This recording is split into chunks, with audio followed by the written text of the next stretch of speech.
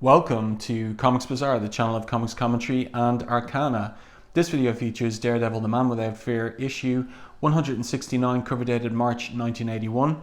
Now this comic was still bi-monthly at this point, and it was on the racks in December of 1980, so this is a Christmas story in many ways, set at midwinter.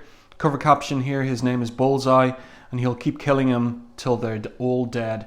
What's remarkable here, of course, is the Frank Miller Klaus Janson cover with the strong design aesthetic, with the street light, or is it limelight, focused right on Bullseye, and then this nimbus around his head, and we'll learn that there's something going on. He's got a crazy looking psychotic face on him there, and we know he's a homicidal maniac, but he's got other problems that are revealed inside this issue.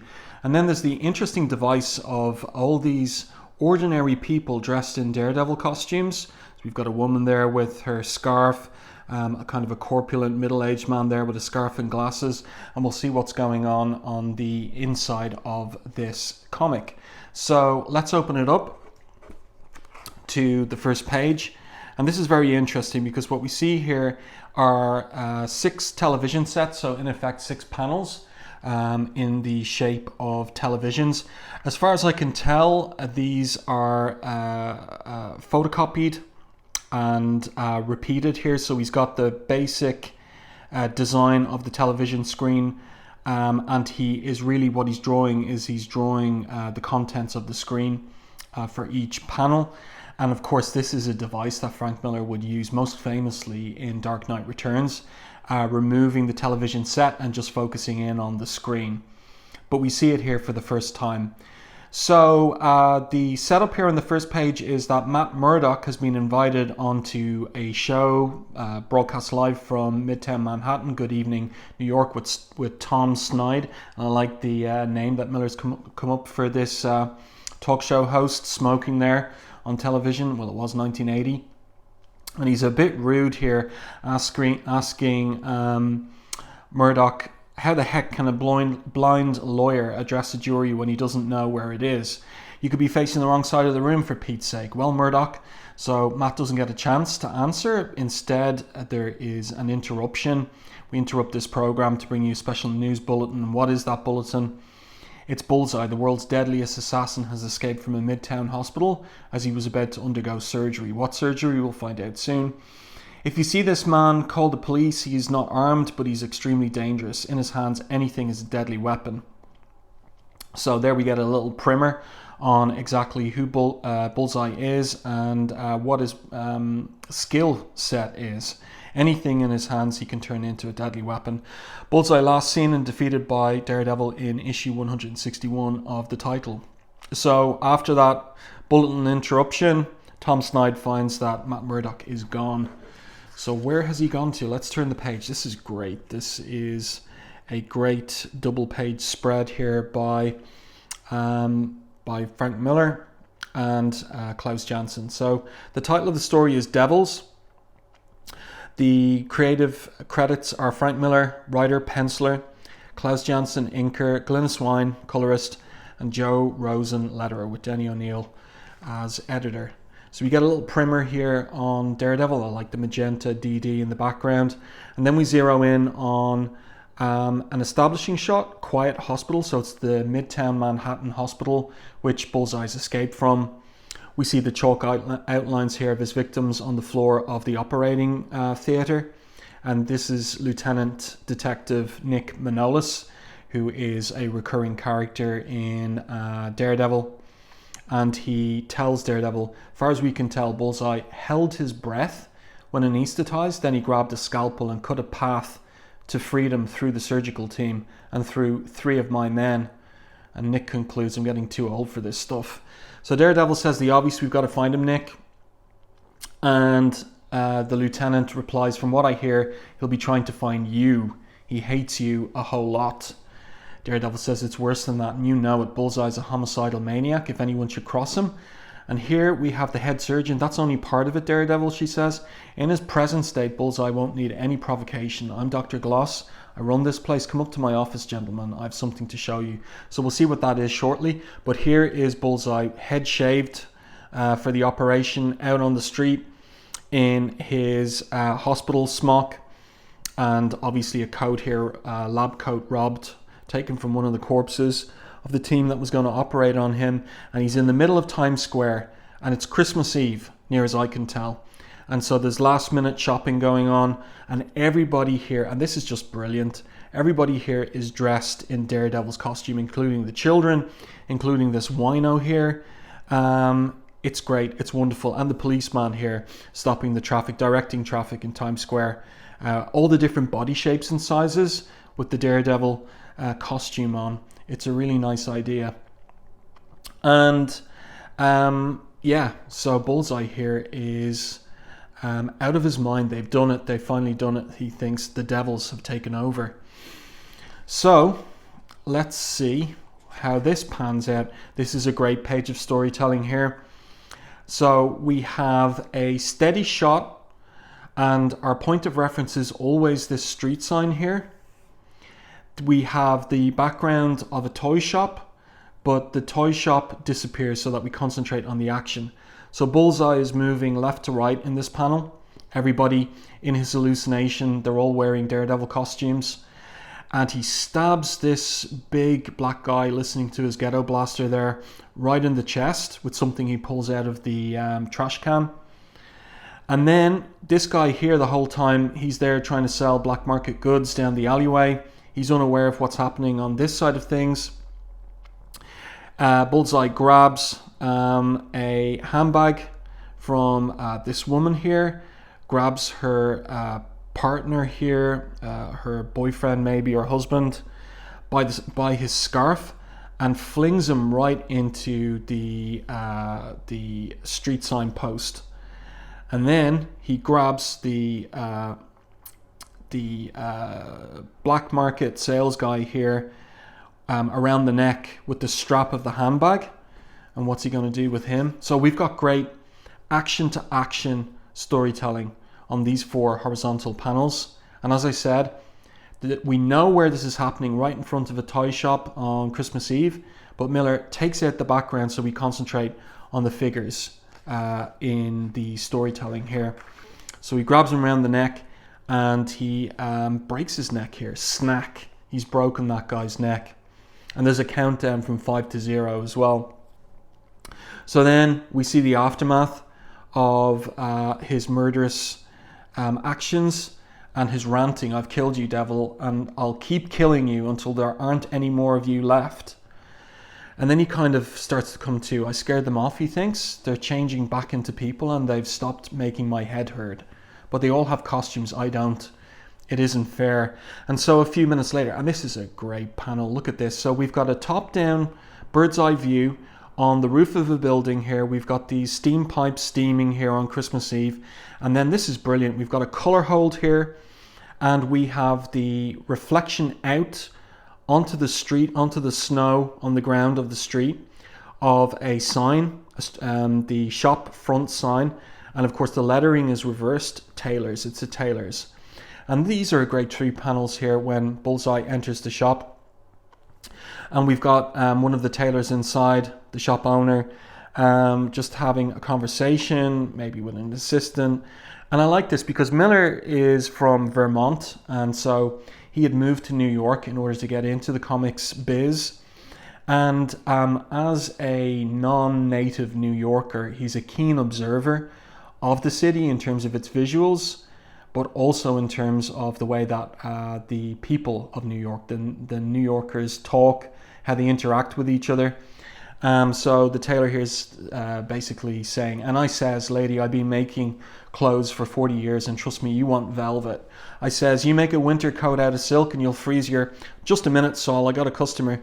I need a costume, says Bullseye. And look at the detail here. He turns around the sign. Yes, we're open to. Sorry, we're closed. Sure, mister, maybe something in velvet. Just great. There's such a lot going on in these 3 panels. And this is young Frank Miller. He's not yet 24. He's about 23 and a half at this point, working on this issue. Writer, artist, and this is his best issue so far on the title. The blend of words and images are just perfect. So then it's 20 minutes pass, And this guy's come around 9 p.m. Looking for a suit that he's to collect. He's tapping on the door. Come on, he says in his New York accent, I got a cab waiting with the meter running, so open up already.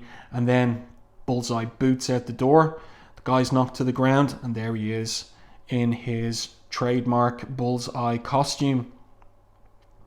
And he gets another attack from whatever's the matter with him, to the point that he's crying from his eye there.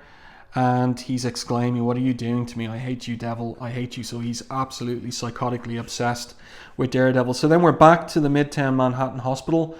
And Dr. Gloss here explains what's going on in Bullseye's brain. So he's got a tumor.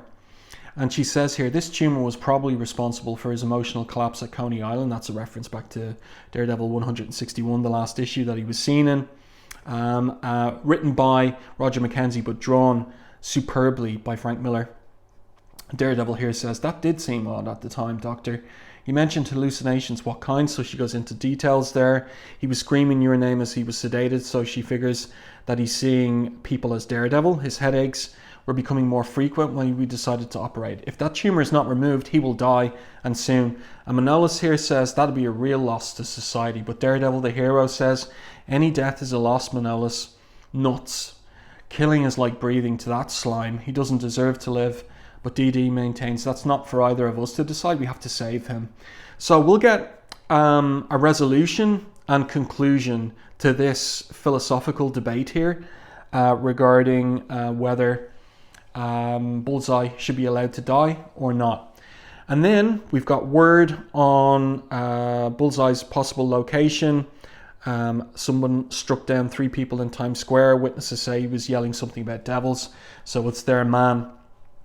So we switch scene to Times Square, and a little note here that is of the era that Frank Miller was living in New York, the New York of the late 70s, early 80s. Times Square is dotted with small shoebox-shaped movie theaters, and in one of them, they're showing the Maltese Falcon. So there's a bit about the Maltese Falcon here. Also note the use of screen tone. And here we have Bullseye in a winter coat, but in his uniform lighting up in the cinema. And this is a great little detail of this issue.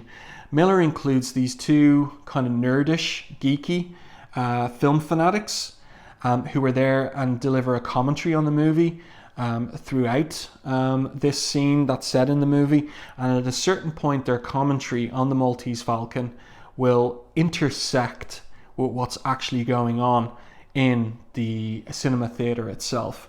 So Bullseye can't relax. He's got the headache again. And then he sees this guy who tells him, I'm trying to watch the movie. He sees, of course, Daredevil, and he starts lashing out at these theater goers, while our 2 little nerds in the front are commenting on the movie. Bogart's performance brings to the screen the cynical yet vulnerable Sam Spade, truly the prototypical detective hero. Ooh, and the lady, she's all G. The definitive portrayal of Bridget O'Shaughnessy, for sure. So, The Maltese Falcon, written by Dashiell Hammett, one of Frank Miller's favourite authors. And the film version they're watching here is the 1941 film version. It's the first film written and directed by John Huston, legendary writer-director. And, of course, starring Humphrey Bogart and Mary Astor and Peter Lorre as well. And it is often regarded as the finest example of American film noir and detective crime fiction on film. So it's interesting that Miller is including intertextually reference to Maltese Falcon here. Surely one of his favorite movies, but as I said, it intersects also with the theme of the issue too, which is very clever on his part. So this guy's just fed up and he gets out and leaves the theater saying, you can't win, I finally get to see Maltese Falcon. And what happens? But Daredevil's running across these guy wires. He overhears the guy and jumps down to the ground, asks him what theater, the Bisbo, right up the block. So Daredevil's running off to the theatre, and then we switch to the storefront free legal clinic that he runs with his partner, legal partner Foggy Nelson. It's Christmas Eve. We've got the wreath in the window there, and then you zoom in and you can see Foggy, Heather Glenn, and Becky, their secretary. And so Matt is a no-show. We know where he is, and Foggy here says, it's just that he disappears sometimes, like he's leading some kind of secret life. And Heather here, kind of mischievously, she knows Daredevil's, or Matt's alter ego is Daredevil. Of course, he's got a secret life, Foggy. I thought everybody knew about Matt's secret life. So Foggy doesn't know about it. And she's there saying his secret life. He moonlights for Barnum and Bailey, tames lions, wrestles bears. So it's a joke.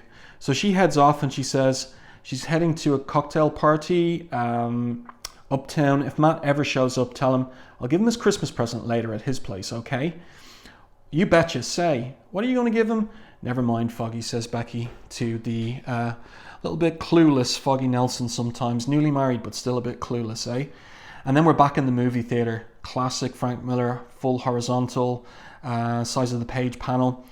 Bullseye really getting into it with these guys. And here, this is interesting. On screen, what he's done here is he's gotten stills from the movie, and he has reduced them in size, probably with a photocopier, and pasted it down on the art board.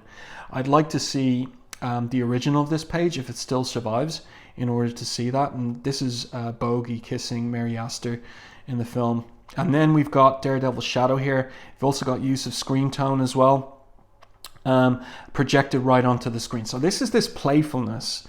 We've got the film, and then we've got this paralleling of the action we're going to get in the narrow shoebox cinema theater between Bullseye and Daredevil. Yet another fight between these pair, and here we go. We get going here. So we've got that wonderful fight choreography that Miller's already a master of by this point. And also our film geeks here still commenting on the movie. They're unawares of what's happening behind them. So absorbed are they in the film on screen. So this guy says Mary Astor's performance is definitive. Even Bette Davis in the 1934 version failed to capture with such elan the essentially tragic nature of the character. But one of the geeks has got a bad cough, and that's a plot point that is going to become important shortly. So the fight continues, and their commentary. This is brilliant. As this fight continues, that we've seen them go at it before, expertly handled by Frank Miller back in 161. So like this is yet another round between Daredevil and Bullseye, and we get the commentary by this guy saying, the guy with the cough says, oh gee, he's got a big gun, and his other compatriot, who's the more verbal and sophisticated of the pair in terms of his appreciation of the film, says, the frightening yet attractive nature of violence is the quintessential element of the detective genre. That dichotomy permeates the film, and that is what's happening right behind them. It's what we're here for as readers of this comic, the frightening yet attractive nature of violence, as Bullseye and Daredevil go at it, hammer and tongs in this cinema theater. Very clever stuff. Bullseye grabs the guy with the cough just as he's about to pop a lozenge in his throat, or into his mouth rather, and this is going to get picked up on a little later in the issue. This little detail. That's the thing with Frank Miller at this point in his career. As I said, like, he's not yet 24, and he is super invested in the work he's doing. He is thinking very carefully about these comics that he's making. And so Bullseye says, drop your billy club, stand stock still and let me kill you, or I'll skewer this little creep. It's your choice, Devil. His life or yours. So Daredevil's thinking, the projector going right behind him, and then we get this series of 6 narrow vertical panels at the bottom of the page, and we have moment to moment transitions here. So he drops the billy club, Bullseye sticks him with this knife here. Daredevil catches it in the shoulder. He falls down behind the seating, and the cinema goes dark at that point, and we have a scene shift. At that very moment, a slender form drops lightly to the rooftop of Matt Murdock's Upper East Side brownstone. This is a great panel. Great color hold here, and white media paint, or probably white paint here across the screen tone, and then the color hold behind that to give this indication of snow, and of course the rendering of the snow on top of the roof of Matt's brownstone, and Electra here dropping down to the roof and entering in silhouette into one of the upper story rooms. And she puts away her guy wire here, and she picks up this piece of art, this objet d'art, and the narrations are saying that she's here because Daredevil is Matt Murdock, the only man she ever loved, but that was years ago. There should be nothing left of that. And then we see the inscription on the piece of art: to Matt, all my love, Heather, nothing at all. And so there's this great combination of the narrative captions and the action in the panel, where she flings the little sculptural object at the mirror there, and then we get this lovely silent panel with the silhouetting of the slats from the Venetian blind going right across her body here. This is great work. And then somebody's in the apartment. It's Heather Glenn, remember? She's going to Matt's later that night to give him his nudge, nudge, wink, wink Christmas present. And Electra's taken by surprise. And then we've got this kind of silhouette of Heather's body through the nightdress that she's wearing, with the light behind her coming through from behind her. So great play with chiaroscuro, light and shade by Frank Miller in this issue. And of course, the influence that is most particular behind all of that for him is Will Eisner's The Spirit. And so what will Electra's response be? Is she going to confront Heather? Let's turn the page and find out. No, she heads out silently out the window. And then we go back to the movie theater and the aftermath of the fight between Daredevil and Bullseye. So Bullseye takes the two film geek fanatics hostage, and Manolis is there investigating the crime scene. We see that Daredevil's injured there in his upper arm. We see some blood flowing down, but he's otherwise not too bad. And Manolis finds the throat throat lozenges, there you go, on the ground. And Daredevil says one of them had a bad cough. So here we switch scene to 2 blocks away. So we're still Midtown, and there's that geek who's coughing, and it's getting on Bullseye's nerves. Quit that coughing, he says, and get inside. And then you can, what kind of place is this? So it's their apartment, and it's pretty grotty and grimy. Little replica there of the Maltese Falcon. Look at all the dishes piled up in their sink. And they've got some posters, film movie posters on the wall. So Bullseye says, I remember these guys from back before the Devils took over. Humphrey Bogart, James Cagney. Yeah, they were from the movies I saw when I was a kid. I got a big kick out of these guys. And he turns around and says, that was before I learned that it's only in the movies that you win just by being a good boy.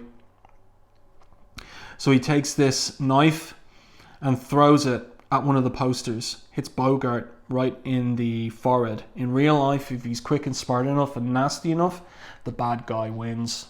So again, what Miller's done here is he's gotten a still of Humphrey Bogart, and he's used a photocopy machine to reduce it and stuck it to the artboard here. So clever work by Miller. Now this would look better in on glossy paper. We'd see more detail, but it still works well on newsprint. You know, you get the idea. So then our scene switches back to the theater, but outside the theater now. Daredevil grabs covertly from Manolis's pocket the throat lozenges, and he smells how medicated they are, heavily medicated. So he infers that guy must have a serious throat condition. So this is part of why the Maltese Falcon is there, why we had the commentary on Sam Spade being the archetypal detective, and here we have Daredevil in detective mode. And this is the point to note, that this is Frank Miller reconfiguring Daredevil to be a kind of superhero that he's interested in drawing and telling the stories of. So moving Daredevil away from being like a second tier kind of what would I say, like inferior copy of Spider-Man. I mean, that's the origin, or that's what's said about the creation of Daredevil, that Martin Goodman went to Stanley and said, look, Spider-Man is doing very well in sales. Can you come up with another similar type hero? So Daredevil is kind of originally a kind of like another spin on Spider-Man, like a solo character created by Stanley and Bill Everett for the visuals. But here's Miller really reconfiguring Daredevil and putting him in a different milieu and turning him into, as I said there, something of a detective, and thinking out how he could use his super senses to aid him in that kind of work. So he comes up with a plan in order to locate the kidnapped pair. So he gets up on top of this building, and this is really interesting in the narrative captions. Daredevil relaxes and clears his mind of thought. A wave of sound roars up from the street, strong and clear. We see that here. He shuts it out. He concentrates. Softer sounds murmur to him from 1,000 separate sources. So we're there with TV sets and boiling kettles and an alarm clock. He shuts them out. He strains. Still softer sounds whisper faintly. He sifts through them carefully, isolating each. The plinking of an open faucet, or tap as we call it in Europe. The flapping of Venetian blinds. And finally he hears it. He smiles. It's the distinctive cough of the geek from the film theatre. And Bullseye's had enough. But he gets another attack from the tumour in his brain. And one of the guys gets the idea of smashing him in the head with the replica of the Maltese Falcon. But he loses heart and courage and replaces the Falcon onto its pedestal here. This is a great little sequence of 6 tight vertical panels. Bullseye says to him, look at the points of his pupils, how psychotic he looks. You had me, devil. You had me cold, and you really should have killed me. You won't get another opportunity. And then in bursts Daredevil that is, through the window. And they go at it again. So it's round 2 in this issue. And this is a great sequence where they bounce down the stairs of the apartment. Daredevil loses his billy club in the fall. And I love this panel. I love the way that Miller's drawn Bullseye bounding, leaping right over the railing of this subway entrance. You can and the Dutch angle he uses here as Daredevil emerges from the front door of the apartment building, and then they're down in the subway. And just look at this detail here. We've got a screen tone here, and then we've got white paint providing the graffiti on the subway car. And you've got little references there to the culture of the time, like 1980, Yoko Go Home, Lennon here, Eno, I think could be Brian Eno, and I think Bowie there is reference to. Daredevil leaping after Bullseye as Bullseye jumps on the back of the subway train, and he just manages to grab him before he gets to the subway train, before he grabs onto the subway train. So then they're down on the tracks. And all the noise from the subway interferes with Daredevil's radar sense, so he's fighting blind, and Bullseye's eluding him. Look at the smile on Bullseye's face there. So Daredevil punches one of the iron girders down in the subway. Bullseye's getting the better of him, and this is a brutal scene here. So he's got Daredevil in a headlock down on the tracks. At his back, the narrative caption says, linked vertebrae stretch across a sharply thrust knee, while at his neck muscle and tendon strain against hands that twist his head slowly, inexorably. From the grinding of bone at the base of his skull, he knows that he's near death, but he denies it. He repudiates it. No, he says. We get this silent panel where he headbutts Bullseye in the face, and he thinks, as long as I can hold on to you, I can find you, Bullseye, find you and hit you again and again and again. And I love the way that Miller makes the choice. Do this in thought balloons. Don't have Daredevil, like in the Silver Age, speaking this aloud. So he's fighting Bullseye silently, but we get to overhear as readers his thoughts. I like that. And this is brutal. I told you once, Bullseye, a long time ago, I never give up. That's why I'll always beat you. And look, he just smashes the back of Bullseye's head down on the iron rail. That is brutal. That's going to hurt. So Bullseye's out cold. His pulse slowing. He's unconscious. So Daredevil won. And this is a great page here where he hears he senses the tracks are vibrating. Another train is on the way, and we see the light at the end of the tunnel there as the train approaches. But Daredevil's discombobulated from the beating he took from Bullseye. Still can't hear, radar gone, can't tell how close train is. Bullseye's still out, still on the tracks. So now he's got a moral dilemma. He'll be killed, nothing I can do, too weak. I'm too weak to lift him. Too weak, he thinks as he looks away. He's standing on the edge of the platform, looking down at Bullseye. Well, he's above Bullseye. You deserve to die, he thinks, just like Lieutenant Manolis thought and said earlier. You just kill again. I hate you, he thinks to himself. Silent. His head is turned away, but then he turns. Gets down on the tracks, lifts Bullseye out of the way of the oncoming train, just in time. It's really, really nicely handled. Really great work. Stunning work by Miller. Last page. 22 pages in this issue of story. So we're back at the Midtown Manhattan Hospital. Bullseye's in for surgery, and Manolis is furious. Do you know what's going to happen now, do you? He says to Daredevil.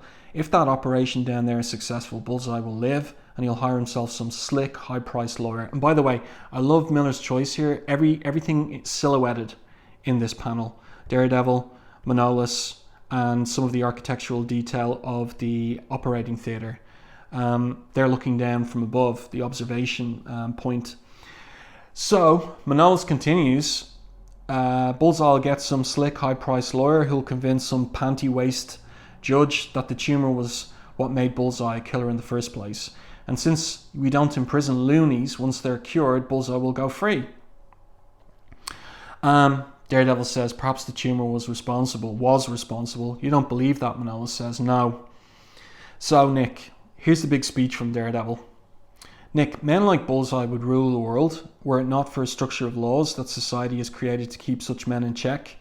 The moment one man takes another man's life in his own hands, he's rejecting the law and working to destroy that structure.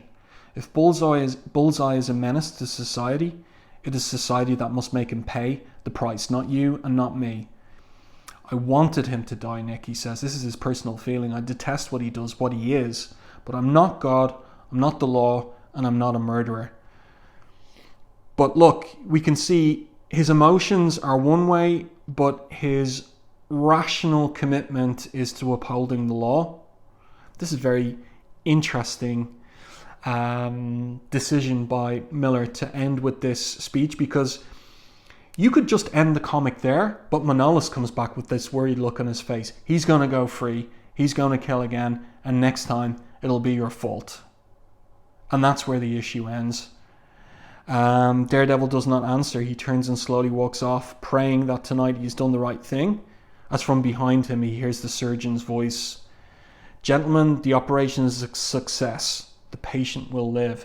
So you could close it down there, moral lesson delivered, but Miller chooses to keep things open and keep that moral puzzle open. Should Daredevil have let Bullseye die? Is he right to leave Bullseye to the law? interesting questions asked by Miller. We've got a nice little column here of Miller talking about a comic convention that he was at. Where was it? He was at a convention in Chicago in the summer, and he met a fan there who talked to him about various, quite a number of letters that he'd written to the comic. And Miller's saying, look, you know, we receive dozens of letters every month, but we can't print them all and we can't answer them all, but keep them coming in, he says. He says, we can't read them, but we can read them, and we do. Your letters are our most accurate gauge of how well or how poorly we are doing, our only direct link to our readership. Your letters have helped shape the magazine you are holding in your hands. Your letters helped set the tone of the book, propose storylines, and define the characters. So keep those cards and letters coming, folks. Together we'll make Daredevil everything you want it to be. Signed, Frank Miller. That's nice stuff. And just to give you an idea of what's going on in the timeline, out this month is X-Men 143. Kitty fights alone against the demon invader of X-Men HQ, another Christmas Eve story. So I do hope that you enjoyed this review and commentary on Frank Miller's Daredevil 169. For me, this is his best issue so far on the title. Stunning writing, stunning artwork. The comic storytelling, just really inventive, innovative, even though he's got his influences behind him there, including Will Eisner, but just doing great work for a man not yet 24 when he was working on this book. So do like this video on YouTube, and if you haven't done so already, subscribe to the channel and stay tuned for more content like this.